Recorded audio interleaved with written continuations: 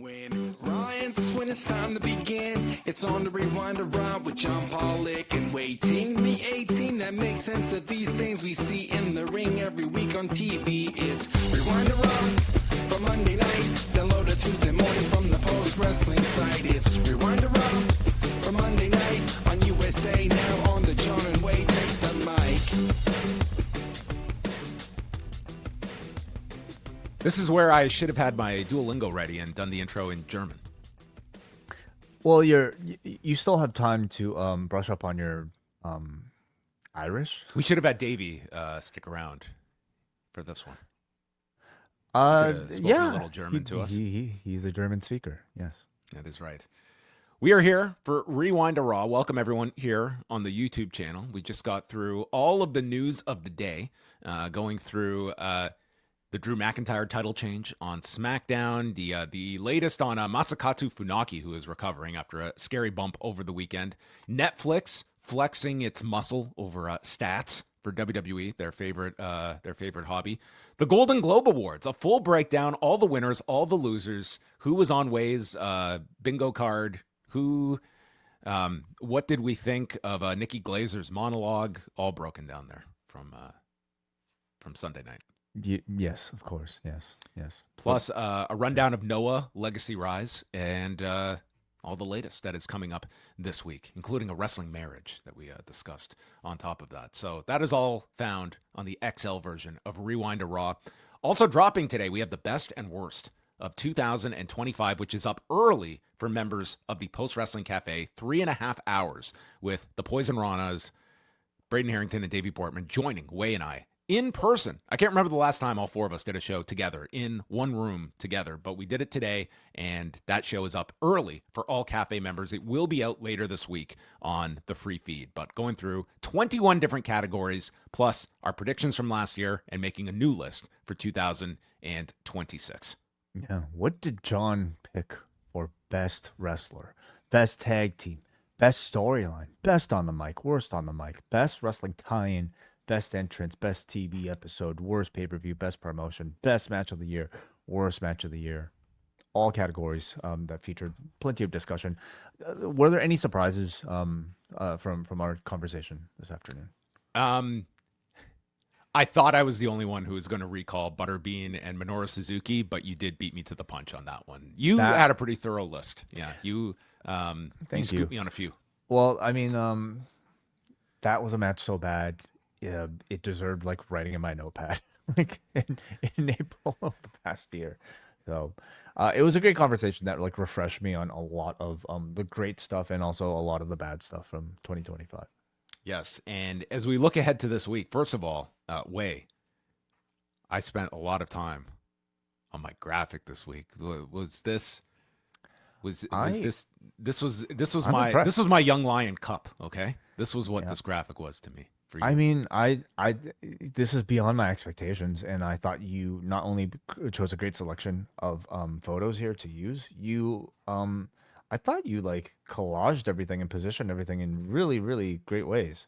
It looks great, John. You did a fantastic job. Wai's standards for me are very low, but when I can exceed them, I'll pat myself on the back. It looks great. Great composition. Very good.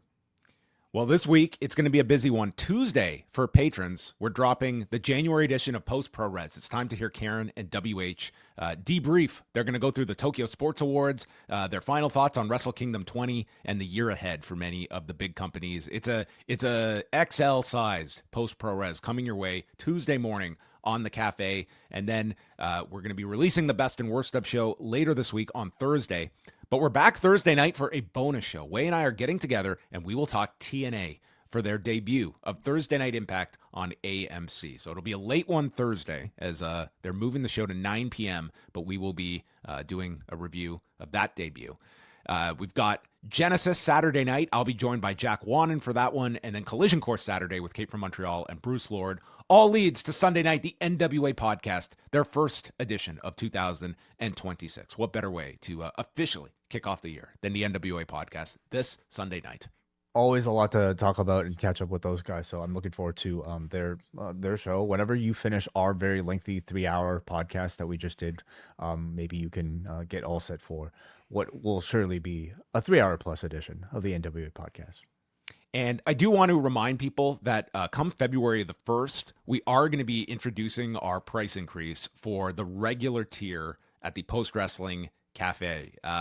We have not done any price increase since the launch of this site in 2017, and this is one we're just trying to basically keep up with the market. And a lot of this, it's going right into the site. So we are giving people fair warning that it is. Your cut is going right into the site. I'm taking mine to the bank. I'm gonna Way's putting it all in the predictions market. buy new.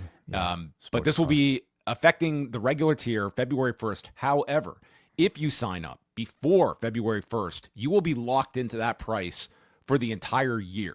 If you are going month by month, as long as you sign up before February 1st, you'll have the old price throughout 2026. You can also do an annual plan. You get a further savings throughout the year if you go the annual route, that you'll be locked in for the full year before 2027. And a further discount for people who subscribe annually as well. So like 10%, I believe, on top of all of that as well. So, like a price increase is just sort of like something to be expected with any sort of subscription service. We somehow delayed ours for the past 8 years. I think we just didn't pay attention enough to inflation. Honestly, we probably should have. But there's also a lot of risk involved in announcing price increases, especially when you're dealing with, a very small business like ours. So we're very hesitant about it, but I think we've come up with a good compromise in offering this like year-long delay for people that are currently subscribed. If you want to basically delay our price increase by a whole 12 months, well, sign up throughout the month of January and make sure you do it before February 1st. All right, with all of that out of the way, we have the German edition of Raw, which went down Monday afternoon at the PSD Bank Dome. 11,489 tickets distributed, according to WrestleTix, and taking place from Dusseldorf. So IYO SKY, Rhea Ripley come out to begin the show and put over their tag title win, putting the Kabuki Warriors in their place last week and teaching them respect. They get interrupted first by Liv Morgan and Roxanne Perez, who want the first title challenge against the new champions. Liv pointing out she never lost her title and wants her titles back. Bayley and Lyra are next out, and the crowd is pretty hot for Bayley, singing for her. And she points out, having just beaten Roxanne Perez, they want the next title shot. So IYO puts Rhea aside and says, "Cleaner, I got this." And she cuts a promo on all the women in Japanese. And then the Kabuki Warriors appear, pulling the champs to the floor, and a big brawl ensues. And this would set up a 3-way #1 contenders match for later in the show, with the winners set to challenge Rhea and IYO at Saturday night's main event. Yeah, I mean, a very by the numbers, like you could have had AI write this sort of segment to set up your next set of challengers. I thought it was perfectly fine, especially like when you're in a new market, where I think just simply seeing these names will elicit big reactions from people. But for somebody who's watching week to week, I mean, there's hardly any creativity really put into this. I think each team somehow managed to make their case, and I thought each case had varying degrees of legitimacy attached to it. But in a setting like this, there really is no hierarchy here. If you can come up with some semblance of credibility for your excuse, you're on equal footing with everybody, including the people who just lost the tag team championships. So whatever. It was a perfectly fine thing to set up the match later. I mean, between these three teams, Lash and Nia and Charlotte and Alexa, I mean, this tag division should just run itself for the next 6 months. Yeah, sure, it can. They're certainly putting a lot of effort in building that up. Yeah. Jackie is in the back with AJ Styles, who will have his match with Gunther later tonight. And he explains this business is about respect. And he wasn't always on the same page with John Cena, but the two men bonded over respect. And Gunther has disrespected John. So I'm going to teach you about respect. And Gunther, I'm going to make you tap out like a little bitch. Mm-hmm. Yeah. So it's a tap like a little bitch match tonight. Yep. I mean, setting up a very similar story to what Gunther set up for John Cena, and I thought, AJ sounded really good here, more serious and more intense than usual, and we'll be seeing a lot of it. Angry Allen. We'll be seeing a lot of AJ this week. That's right. He's going to be on the show on Thursday night, which it's worth mentioning on the TNA site. They are no longer listing Leon Slater against Myron Reed, that had been promoted for the X Division title on Thursday. So that was built up, like the winner of that would then face Moose and Cedric Alexander at Genesis. So remains to be seen, but they are not advertising that on the site any longer. Plans change. I mean, you could end up seeing Leon Slater on, if WWE wanted him. I mean, that kind of tells you a lot right there if we see him, pulled from a TNA show.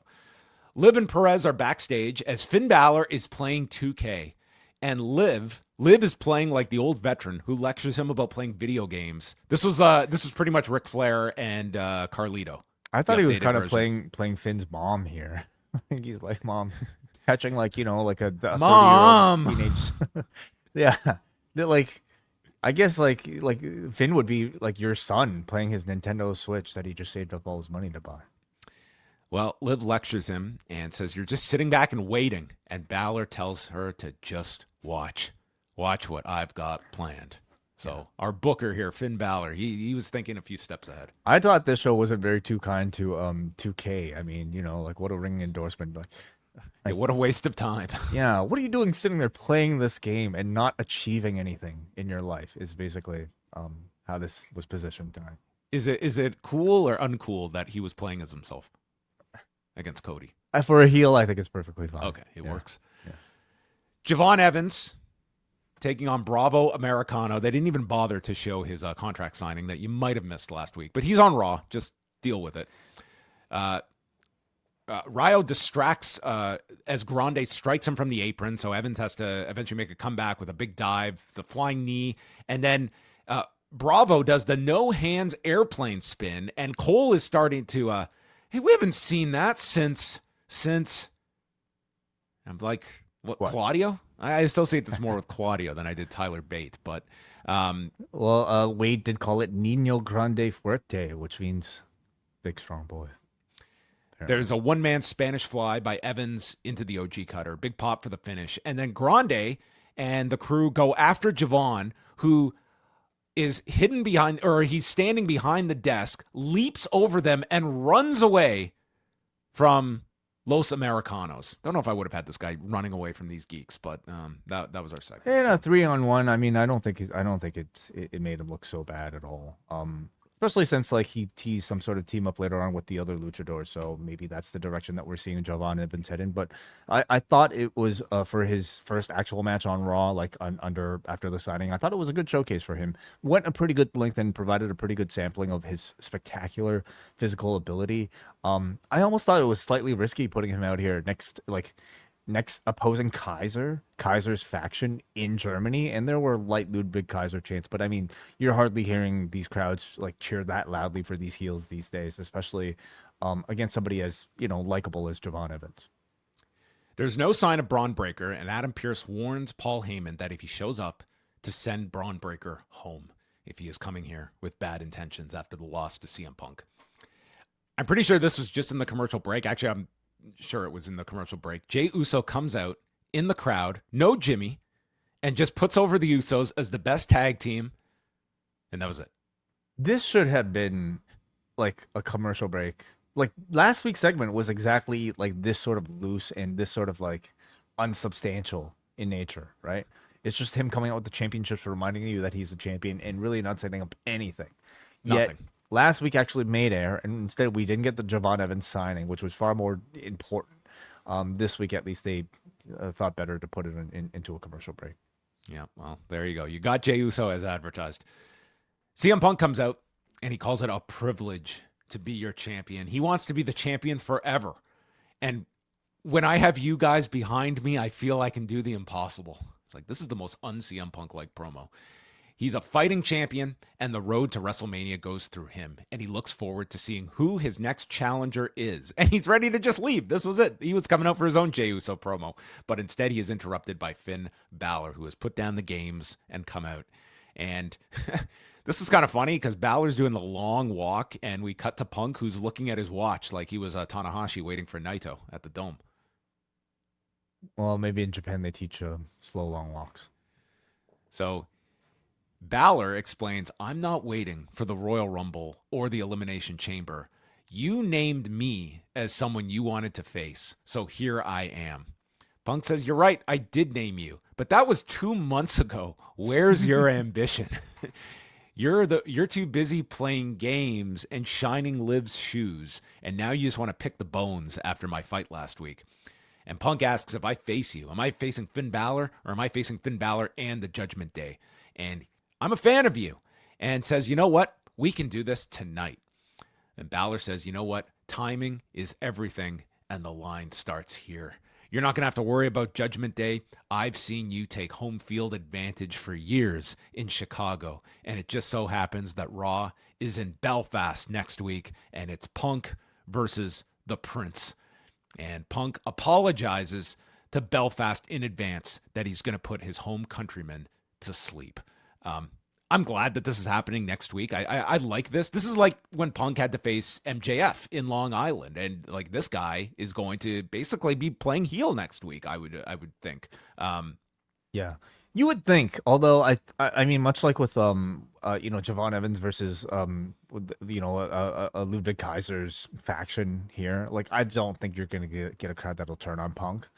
But maybe Ireland's a different type of crowd. No, I think it's going to be pretty pro Balor next week. Perhaps, but Punk is also like like he's such a star, and I think people over there will be so starved to see Punk that I really do wonder. At worst, it's going to be mixed. Yeah, maybe. There are also things that Balor could do to perhaps turn himself on Belfast in particular. This is no Bray County. I don't know. I don't know what somebody would do. I don't know what Balor would do to turn himself heel in Belfast, but maybe they'll just kind of let the crowd play it out by themselves, and it could be a double babyface thing. But I'm also curious to see which the reaction will be very interesting. For me. I mean, Balor is the type of like upper mid carder, I would say, that can easily be a main eventer under the right circumstance, and obviously a show in Belfast in Ireland is that right circumstance, and I'm very much looking forward to the match itself and the crowd reaction. I also wonder if I listened to Balor's interview with Cody, and he was actually very upfront about not being so satisfied with the way the demon gimmick has sort of like been framed since he's come to the WWE. He talks about how when it was something he started in New Japan, he just thought of it as like war paint, and that there wasn't necessarily a distinct personality behind the paint. And he says like once he came to the WWE and they had to he was a Demogorgon. Well, jump through hoops to kind of turn it into a character. Well, number one, I get the sense he thinks it became a little too convoluted, and secondly, it kind of like buried his normal self because he'd be positioned to basically not as great of a competitor unless he was the demon. So he seemed to like have some sort of regrets about the way that's been positioned, and therefore because he's been so upfront about it, I wonder if like you might just someday just get the demon paint unannounced in the right setting, and maybe next week could be the right setting. Like, I mean, at this point, maybe they would have to reintroduce it to the audience in a different way for them to just recognize that it's war paint. But I mean, if there's a time, in the next few years where you could really see him getting that sort of big babyface reaction where you'd be able to justify like, hey, here's a really cool entrance for Balor under the paint, it would be next week. What if Punk does it next week? Even better. Yes. Great idea. Then he'd totally get cheered. Hey, the big question, will this get Neil to go to Raw next week? I'll say does no. he doesn't live in, I mean, I don't know how far Belfast is from him. This is close enough that he right. told me he was not going beforehand, but we'll see. Oh, okay. We'll see. Yeah. I doubt it. This was a good setup for the match next week. I think you're going to get a great like atmosphere next week at the very least, and this should be a pretty great match as well. Mm-hmm. The Kabuki Warriors against Liv Morgan and Roxanne Perez, Bayley, and Lyra Valkyria. So crowd continues to sing for Bayley. They brawled on the floor, and Sane hits an insane elbow. There was a Tower of Doom to all of the women. Asuka's hitting Germans all over the place. And then Sane hits another insane elbow, this time on Lyra, but she's not the legal woman. And she goes, Roxanne goes for a tilt-a-whirl head scissors and just smashes Asuka's head into the mat that Wade described as ugly. So Pop rocks onto Bayley, save gets made, and then Sane sends Perez to the floor as Liv blind tags in, and then as Sane turns around, is hit with Oblivion and is pinned in 13 minutes, setting up Liv and Roxanne challenging Rhea and IYO in Montreal for Saturday night's main event. Mm-hmm. As far as the match type goes, this was like a triple threat tag team match, meaning 3 people were in the ring at once, and I mean, to my recollection, that felt a little unusual to me. And I thought I would like it because triple threats typically offer a lot more like action. But in this case, I just found things maybe a little too chaotic, and I really didn't For find a myself. lot of the time, it was like all 6 were in this. Like they were doing the deal of like who's the legal person, but I mean, it was impossible to keep track because it was just like a tornado tag for most of it. Yeah, I didn't find myself connecting with it as much as I thought I would have. But yeah, maybe it was just me.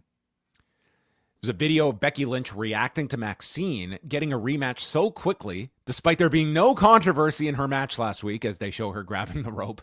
And there's a double standard because of how long she had to wait for her rematch.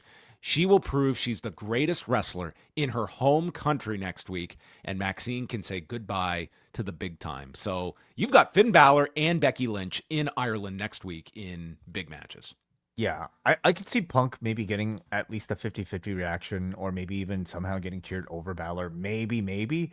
There is no chance I see Maxine getting any sort of like babyface reaction next to Becky Lynch. Unless Becky cuts like the greatest heel promo of all heel promos in Ireland, which is entirely possible under her current gimmick. Northern Ireland too, yes. We could get very political next week, maybe, of Are they in Northern Ireland? Both. They're in Northern Ireland next week. I see. Yeah, Okay. Belfast. Yeah. Well, I don't know if they would necessarily go there. Probably not. Maybe not. But yeah, I think Becky's been doing just tremendous work. I mean, I don't know. I don't necessarily think this Maxine feud has been the best use of her throughout the past year. But I think like she's been doing great work online and also, on the show on playing this current gimmick. And then Jackie interviews Maxine, who's with Otis and Tozawa, and she says, I'm not crying about my loss to Becky. She finally has learned she belongs, and I believe in myself, just like you and Tozawa, referring to Otis and Tozawa, need to do the same. And it was a setback. This is not a defeat, but Becky, you had to cheat to beat me. And I'm going to break your ankle next week. Mm-hmm. Yeah. I feel this woman is like cutting these heel promos, but she is a babyface. I'm really getting a heel vibe from her, even though I don't think that's the intention. Yes. Why?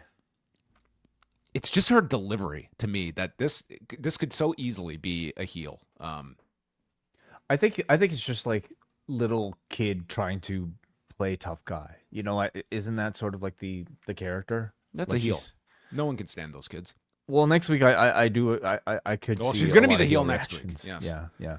But they're running this back at least one more time. I thought they'd be done with it, but they're doing it one more time, just to kind of maybe squeeze that maybe one more big like Becky reaction and win. But I'm also curious to see like if she comes out of the match next week with any sort of difference in character, or just like if she's able to springboard to her next storyline through what is very likely to be another loss to Becky Lynch next week.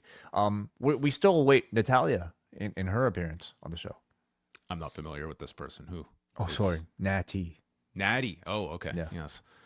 Michael Cole brings out Raquel Rodriguez. This is at the entrance, and he was stunned to see her attack Stephanie Vaquer last week. It's like, stunned? She said, I smiled when I was told to, and I waited my turn, but I've been cheated time after time, and I won't stop until I get Stephanie Vaquer in the ring. So out comes Stephanie Vaquer in her walking boot as the producers are trying to stop her. And she says, come get it.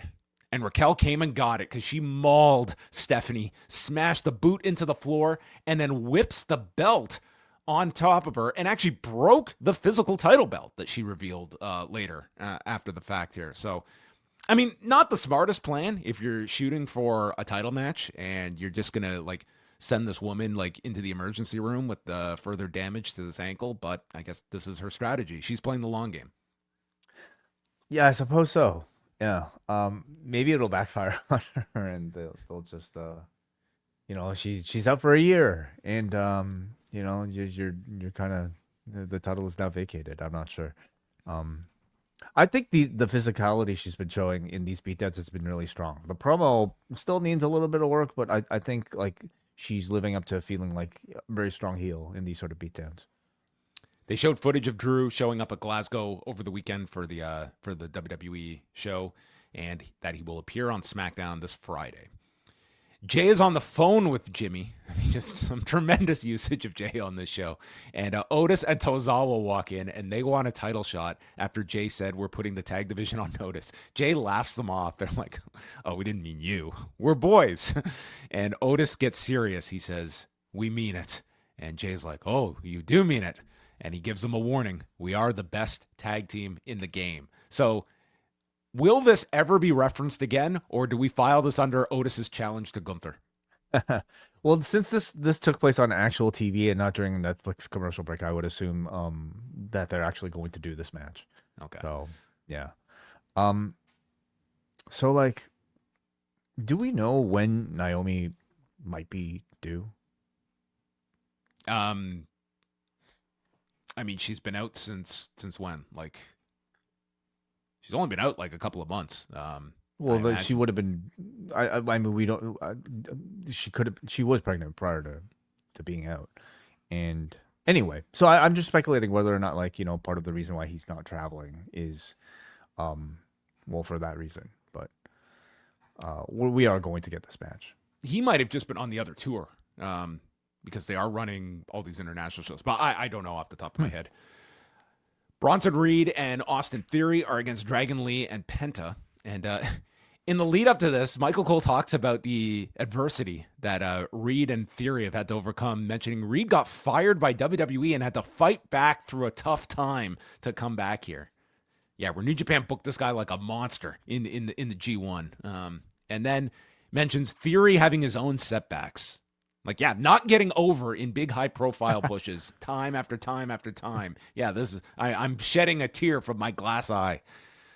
This is also Penta's first match since the shoulder injury in November, and we get off to a great start as there is this horrific head scissors that Bronson, it barely sends Reed anywhere, but Reed sells it and has to run himself into the corner and just looked so ludicrous. He then slams Dragon Lee onto the mat, and the crowd is singing for Roman Reigns. They get the advantage on Lee throughout the break, and Michael Cole points out all the criticism of Logan Paul being a part-timer. Well, Heyman has addressed this by signing him to a full-time contract. And Wade concludes, well, now no one can complain about Logan Paul online now that he has a full-time contract. It builds to the hot tag to Penta, and then Dragon Lee hits a Tope Con Hero, turns around, and in the best shot of the whole show, out of nowhere, into the screen comes a sprinting Braun Breaker to murder Dragon Lee, and the DQ is called at 9 minutes and 25 seconds. And then we got the replay of this spear with a drone shot of him running down the aisle. And my God, Dragon Lee to just stand there and have to wait for this oncoming truck to run him over. This was something else, this spear. I mean, Breaker looked incredible here. Yeah. I mean, it kind of sucks for Penta and Dragon Lee to just kind of be, you know, essentially guys that were here to eat that, coming off of the Braun Breaker loss. But, I mean, somebody has to take it, and, man, they looked awesome. The match itself, I thought, was just okay. Action was fine, but kind of forgettable. But I love Breaker in the post-match here. Yeah, they so this prompts Adam Pearce to run down, and he's screaming at Breaker, and they shoot this where in the background you're seeing Reed go to the top and hits a tsunami on Penta. So Pearce runs in to admonish him as Breaker then spears Lee. So Pearce looked like a total idiot here, and Pearce loses it and yells, "I'm sick of this shit." And he grabs Braun Breaker, which is an important part of the story. And then Breaker grabs Pearce and has to be pulled off. Heyman tries to defuse. And as they're going to the back, Logan Paul is casually telling Adam Pearce to please stop because he's going to kill you. You need to stop. And they replayed this spear over and over again. Penta and Lee are being checked in the back as Javon Evans checks in on them. So it looks like Javon will be partnered up with these guys. And Breaker is in the back. Pearce follows him. He's screaming in Braun Breaker's face and suspends him indefinitely. And Heyman calls it a big mistake on Pearce's part because, Pearce, you put your hands on Braun first. And Michael Cole reacts to this by saying, he's right. Could this be the start of the fall of Adam Pearce? I guess it could. It could, yeah. I hope we get a lawsuit angle. That's what. Well, I was gonna say like there's way more Pierce in all of this. More Pierce like standing up to Braun Breaker, who like is sort of like this generation's Brock Lesnar, than we've seen in a long time at least. And so I I almost felt much in the way that like Nick Aldis has sort of like gotten almost too involved in some of these segments. I almost felt like they were setting Pierce up for something bigger than just a typical GM role. Well, we got something better than Adam Pierce in a match. We got Adam Pierce in a potential lawsuit, which is going to be tremendous storytelling, I'm sure, in the weeks to come. So what does this mean? Breaker taking some sort of leave of absence? What do you think? I guess this could keep him out maybe till the Rumble or something like that. Unless this is a reason to keep him out of the Rumble. They don't want to put him in the Rumble. That could be a reason that they don't want him in it for a reason and hold him off till Chamber or something like that. I guess that could explain that as well. We'll see. Do we get an Adam Pierce match out of this? No, I don't think so. No. I think he could take, obviously, some moves here and there, but I don't really see a match. No. There was years ago when it was early in the Roman Reigns heel run that they promoted all SmackDown long a match with him and Adam Pierce. And that I remember that show did like a really good number, just the tease of Adam Pierce doing a match with Roman Reigns. But in this, I don't know if that's really necessary here. But yeah, like I see this more as like this is going to be Pierce's job that is at stake of some sort. Yes, potentially. But I think we're at a good level now where like these GMs are very involved in the show, but they're not necessarily like such focal parts of these feuds. And certainly not being promoted like to be in matches. I think that's a thing of the past that I'd rather keep. What if he gets demoted and then the member of the board of directors, the final boss, nominates a new general manager for Raw? Are you speaking of yes, our favorite best and worst of repeated mention? Could be. Yeah, could be. So Nova Femi video once again, and then Jackie interviews Gunther, and he is disgusted that AJ would slap him last week, and he's really trying to put over that he is the greatest wrestler in the company today, and he is the man that made Cena tap like a little bitch. AJ should worry what happens to him after the bell rings tonight as our prelude for this match. Before this match, did you see this new Triple H ad for WrestleMania in Vegas? I saw it already before. I hated it. Yeah, it's so lame. I'm sure most have seen it. They got a bunch of their like Dial a Celebrity TKO fan favorites to. They're all pitching to be part of WrestleMania, and Paul Levesque can't be bothered. He doesn't have time for any of these goofs. I don't know. Some of these ads, it's so Paul Levesque heavy. It's a lot. I don't know who would watch this and have a desire to buy a ticket to WrestleMania, but I guess it works for some people just to see some of these people involved. I've been a big fan, in particular, of like the sort of vignettes they've shot with the women sitting all around that dinner table. I think those have come across the best, better than the ones the men have. This is more their appeal to, I guess, a crowd that responds really well to B-level celebrities. But at this point, I mean, I spoke about this on the Best and Worst of show. It's way too much, at least for the people that are watching week to week, and it's just incredibly obnoxious, I would say, more than anything, to see them like, continue to just circle jerk these celebrities in just I don't know, like overbearing ways. Yeah, it's like they reached out to like the Peyton Mannings and all these guys, and we're like, okay, we need a Cena video, and we also need you to do this message, and they just got like a 2-for-1 from all these guys because there was a lot of crossover. I imagine it's like Ari or Nick Khan like calling in the favors. They know some pretty famous people. What if they did an ad with Mark Shapiro instead? Well, then I might go. I might buy a ticket myself. I like the sound of that. So we go to the main event of AJ Styles Gunther, and a lot of time given to this match.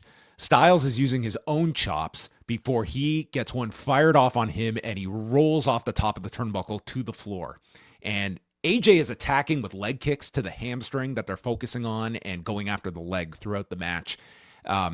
Gunther just gets his own chops in. He does the "you can't see me" taunt at AJ. and AJ responds with 3 consecutive dragon screws, and then Gunther grabs him by the wrist for a Rainmaker, which AJ ducks and hits a Pele kick and goes right into the first of 3 calf crushers in this match. I thought this was a really well done story that they told, with the weakening of Gunther's leg as the setup for the calf crusher, and with Gunther, much like the Moxley deal, you believe this guy can tap in these submission spots. As protected as he is, you have that believability that he could tap out of nowhere.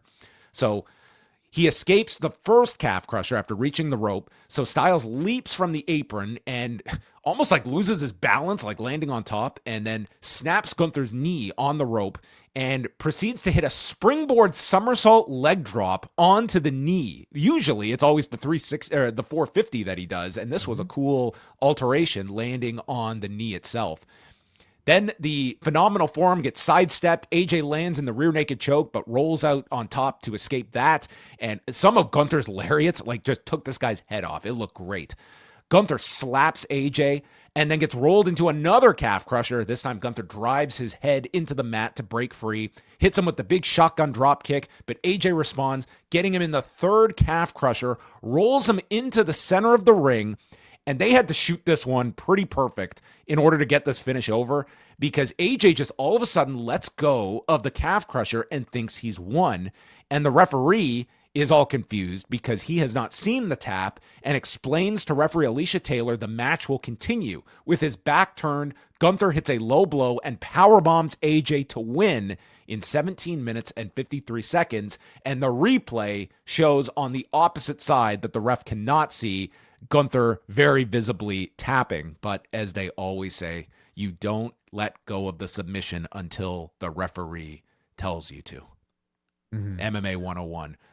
But if we're doing a match that was designed to bring this back, first of all, what did you think in terms of that? I didn't like the finish. Obviously, I know why they did it. They want to have AJ look like he's somebody who's capable of tapping Gunther, as he says he was going to do. But I didn't. I thought there were other ways that you could have gone towards doing that. I thought you basically, I think you want to end these matches having the matches feel somewhat complete. And when I say that, I mean, I think you at least want a pop for the finish, and this resulted in what was a rather flat finish because it relied on the replay to generate the reaction rather than the actual spot itself. So I personally, much in the similar way that I think Mox and Kyle O'Reilly were able to build to multiple matches through something like this. I even preferred Mox simply attacking the ref to get out of the match because, number one, it's so uncharacteristic of Moxley. Not to say Gunther had to do the same thing, but Gunther would have a similar thing going for him if he did something like a similar fashion. And because that would at least generate a bigger reaction from the crowd for the finish. This, I thought, basically gave you a flat finish because it relied on the replay. But I thought the match was excellent. Great sort of game of AJ hunting for that submission finish, and AJ looked awesome. Some beautiful entries into the calf crusher, and I think there's enough life in this particular story that I want to see him try again to get that legitimate tap out next time. So, yeah. I love this match. I thought it was I thought these two had such terrific chemistry together to the point that the finish did not bother me all that much because ultimately they're trying to bring this back, and that's how they chose to get there. And to me, I'm perfectly happy to see them come back with this on a bigger stage, whether it's Rumble or wherever they go with this. Did you get a feeling of where you would do this rematch? Because Saturday night's main event feels really quick. Could you see this in Saudi in a couple of weeks instead? Yeah, I could see it. Yeah, I could also see this being maybe a longer term play. If they wanted to revisit this at some point later on. But yes, I mean, it feels like there's a lot of unfinished business here that I could see this being immediately remade for Saudi Arabia. Yeah, but I thought it was a really, really great match that these two had. And yeah, they just really tried to get the finish over. There was a nice spot where Gunther is walking to the back and he sees the replay on the screen and he's just laughing and he just celebrates like this Herculean victory that he has just accomplished while AJ is left dejected in the ring. And that concluded Raw from Germany on Monday night. Yeah. I mean, great crowd, great main event, and that probably will color my memory of the show as being a pretty successful one. Otherwise, I thought the show was, like fine. I thought Punk and Balor had a pretty good in-ring segment. I wouldn't necessarily say there was that much blowaway, but there wasn't anything bad on the show. Like, other than the main event, maybe middle of the road is what I would say. Yeah, I would say the Styles and Gunther was great. And the rest of the show, I mean, it had, they set up next week with like two title matches that they are programmed towards. You had, Javon Evans on the show. A lot of standard. They had a pretty good crowd, I thought, overall. Like they were fairly heated. I thought they had a very good crowd. Yeah. You had like dueling chants in the main event, so it was not like they were just pro AJ, and you would have expected that with Gunther, obviously. And maybe we can expect similar next week with Balor and Punk. But there you go. That was Raw from Monday night, and they continue their overseas tour. They will be in London, England this coming Friday for SmackDown with Drew McIntyre appearing, and probably a bit of a clearer picture once we start to flesh out the Rumble and whatever is going to fill out Saturday night's main event, which we now have two matches with the 4-way that will be determined after these qualifying matches Friday and this women's tag title match. So probably a few more matches to come for Saturday night's main event in Montreal. Yep. On that note, we'll say goodbye to everyone on YouTube, but of course, you can hit the subscribe button. We are here with reviews of Raw, Dynamite, and SmackDown each and every week. But if that's not enough, if you want to get all of the news of the day broken down by the two of us and taking your questions and feedback, consider going XL. Post Wrestling, Café.com. Sign up before February the 1st, and you will beat the price increase, locking your price for all of 2026. Last week, we had a Wrestle Kingdom 20 review with the two of us. We also did a live Royal Rumble watch-along for the 1990 and 1995 matches. That is at your disposal now, and the best and worst of show. Get it early, get it right now over on the Café.